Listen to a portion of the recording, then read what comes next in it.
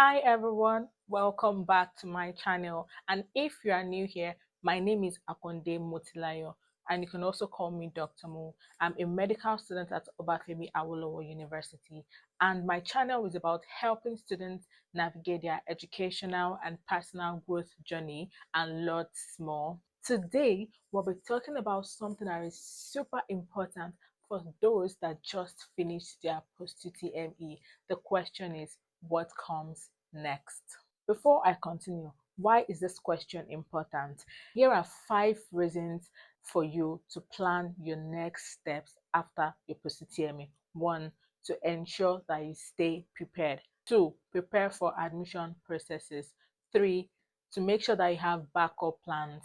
4. To reduce stress. And 5. In order to make informed decisions. And why would this video be useful to you? I'll be sharing important steps you must take to secure your admission. Whether you just finished the OE post-UTME or any school's post-UTME, the things that you must avoid in order to secure your spot. Make sure you stick around till the end of this video. First off, I want to say a big congratulations to each and every one of you. Preparing and taking this post-UTME is no small feat.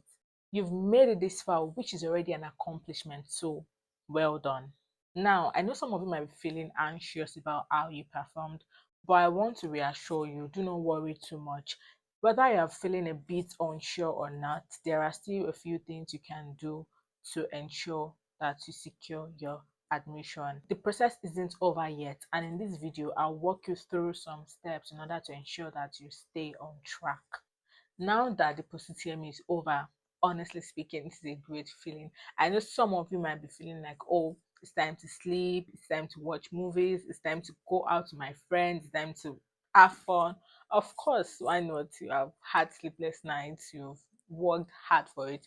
So yeah, at least for the next 3 days, sleep, have fun, watch movies, ensure that you have maximum rest. Don't overthink anything, because you've done the exam now. It's just for you to hope for good results.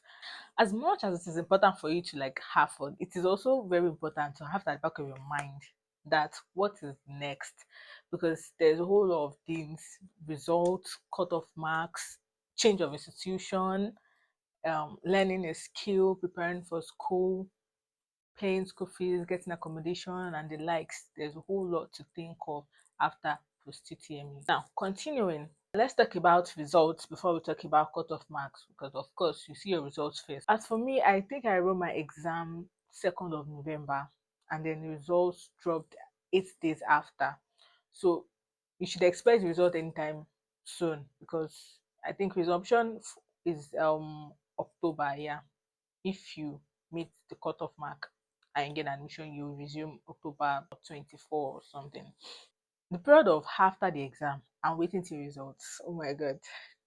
In as much as you are enjoying yourself, at the back of your mind, remember that, God, I'm expecting a particular result. Today you'll be checking your results. Please ensure that you are in the right state of mind, especially for those that are quite unsure of what they did, because of course I think you should know what to expect after every exam. Another important thing is, when you check your results, there is something like this that you would see under. They will put the breakdown, something like this. So it's either you see red or you just see your aggregates. They will have calculated everything for you, including your O level, your JAMB, and the post-UTME. So once it's red, just know that that way you are ineligible for admission. You cannot even be considered at all. There is nobody that you might even know in the school cannot be considered for admission once it is red. So how is that calculated? Basically, if your O level and your post-UTME is not up to 25 out of 50, then you don't qualify for admission. You're automatically ineligible. The O level is 10 marks and the post-UTME is 40 marks. So that's 50 marks in total. So let's assume they've added your O level and your post-UTME and it's not up to 25. Just look for alternatives. You can enter OA for that period. Now, if there is no red, you can still take a deep breath and breathe out. You are still safe. And why is that? because you can still be considered for admission, although the cutoff decides. Honestly, seeing your result and getting a very high score is a good thing, but the cutoff marks is what decides. The cutoff mark is what will determine whether you will get admitted into your desired course that you chose. For the cutoff marks, I would advise that you should know the cutoff marks for the previous years and then add about 5 marks to determine what your own cutoff mark is. That way, you can be 99.9% sure that you will definitely gain admission that year. I'm in medicine, so I'm going to be talking about medicine cutoff. Like in 2021, 2022, the cutoff mark was 78, about 78. Then 2022, 2023 said the cutoff mark increased to 82.05. 2023, 2024 cutoff mark increased to about 86. So that's a lot. So right now, all you can do at that moment is just to wait for the cutoff mark and pray. Because waiting for cutoff mark, that one can even be more, I don't know. That's especially if your score is like kind of close to the previous year's cutoff mark. God, you'll be so scared. But then you can only wait for the cutoff mark and see what happens next. Now, when cutoff mark comes out, what next? There are two things: either that you meet the cutoff or you don't meet the cutoff. Actually, not everyone will gain admission this year. That's the truth. Not everyone is going to gain admission this year. Millions of students registered for JAMB last year. Not all of them got in. Some of them registered again. With the current set, not everyone will get in, and some people will still register again. So not everyone is going to get in. So it's either you meet the cutoff or you don't meet the cutoff. Now, what happens when you don't meet the cutoff mark? Actually, concerning the cutoff mark, there's something called catchment area. The reduced cutoff mark for certain states because of some reason. So, but that is not 100% like sure. The best thing is just to make merit so that you can be 100% sure of your admission. Just make merit. So if you don't meet the cutoff mark this year, since there is no merging, there is high probability that they will transfer lots of people to other courses if they don't meet the cutoff mark, since there are no merging. So it's either you are transferred to another course or you forfeit admission to OA that particular year. And there are lots of things that you can do: change of institution, change of course, or you accept any other course that was given to you. But if you know that you don't want to change your course, another thing that you can do is change of institution, if that's fine by you. If you're ready to go to another school, that's another option: change of institution. But right now, most of the federal schools brought out their post-UTME from almost at the same time. So it's most likely that almost everything has closed. Then you might be left with probably state schools and private schools. What if you are hell-bent on the particular course that you want? Another thing that you could do is to consider alternatives. You could check for A levels, pre-degree, JPEB, and the likes, direct entry. There, you could try other options too. And if not, if you know your option is to take another JAMB, start early. That's the best advice I can give you right now. Start early. It is very, very important for you to start early if you know you'd be taking another JAMB. Pick yourself up, fight for what you want, and take it again. Life is not going to come to an end. One thing I cannot emphasize is starting early. Starting early is very important because before you know it now, JAMB form is out again. So it's best for you to start your preparation early and give it your best shot so that ensure that you gain admission the next year. One mistake that lots of students make is not starting early. It's now when JAMB is about in 1 month, or when they hear that JAMB form is out, that's when they'll start preparing.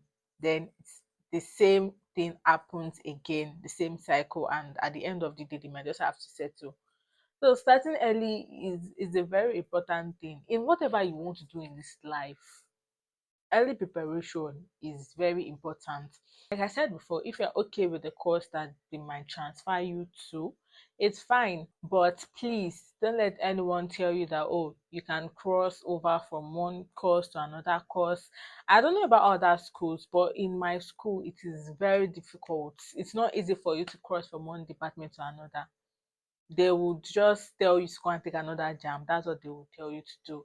So don't let anybody deceive you that, oh, you can cross once you enter for with a particular course. Because if you want to cross, you have to do very, very well. And once you score high grades, once you perform excellently, the department is most likely not going to release you. They might not want to release you to another department. So it's best for you to get in and do your course, or wait and prepare for another jam. And if you know you want to go for the course, make your research about the course that was given to you. Go in for it and give it your best. Now, I think we can talk about the people that will meet the cutoff mark. That is the prayer of every student to meet the cutoff mark, because, gosh, there'll be this kind of feeling of like, yes, I can now rest. Or what be your mind will just be okay, resumption. At least for that period of time, you're not thinking of, oh, I won't write any exams or anything. You can rest for that particular period of time. But at the same time, there are things that you should also consider doing. Like when I finished my own CCME, I had time to like do certain things. I went for different programs. Yeah, you can basically check for opportunities out there, check for different things that you can explore before you resume back to school. And also, learning a skill too is important, but right now you don't have time. You don't really have much time because you'll be resuming by October. But then if there are skills that you can learn in space of 3 weeks, 4 weeks, that would help you while you're in school too, yeah, you can definitely opt for it. It's advisable for you to learn something before you come to school. Another important thing is start school preparation. It's important for you to start preparing for school. You don't have much time again. Start buying your things. Get your things ready. Ensure that you get your school fees prepared. For those that might want to get accommodation, school accommodation, it's first come first serve. So once you pay your school fees early, you'd get accommodation. As long as you are a fresher, you most likely get accommodation. So you need to like prepare your school fees, start buying your things. If you be going to a private hostel, there are certain things that you don't like really need to take. But if you be going to school hostel, there are certain things that you need to buy, your mattress and your gas and the likes. So you start preparing for school, start checking the things that you need. You can read about the school, know more about the school, your department, read about your course, and explore, check different things about the school before you resume. Another thing is getting your documents ready. Ensure that you have your original JAM result, your admission letter, your original WAEC results, your passport. But then you can wait and come and print them on campus. Printing is very cheap on campus. And when you even come to school self, you see fellowships that are ready and willing to help you to print all your documents. People will welcome you with open hands. So you don't have to really rush to go and print your stuff. You can get everything printed on campus. And also your passport. You'll be needing lots of passport photographs. Take as many as you can, because you'll be doing lots of registrations with all those documents I listed. So you need to like get them ready. Another important thing I need to talk about is once the cutoff mark is out and you meet the cutoff, you need to ensure that you check regularly to see if you have been offered admission from your JAM caps. Yeah, once it changes to admission in progress, you need to make sure that you are well informed and you stay updated, so that once it changes to congratulations, you have been offered admission, you can accept the admission. Because if it stays there for 2 weeks and you don't accept, it's going to be withdrawn. And I'm sure you don't want that. So please be very careful that once it changes, you accept the admission. And if you don't want, you can choose to reject the admission. And I'm not sure anyone wants to reject admission. But then, yeah, whether you get in or not, this is just one step in a larger journey. Ensure to keep a positive mindset no matter the outcome. Make sure that you are prepared for the journey ahead.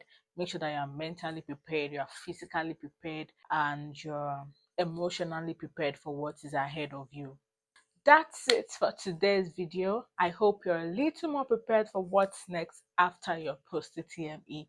I'll most likely share a video for those that eventually get admitted, what to expect, things that you should buy for school, what to expect in 100 level, the things that you should ensure that you do in 100 level that you should look out for, familiarize yourself with people, extracurricular activities, and lots more that I cannot say in this video. And also, you could drop your post-UTME experience in the comment section and what you are most anxious about.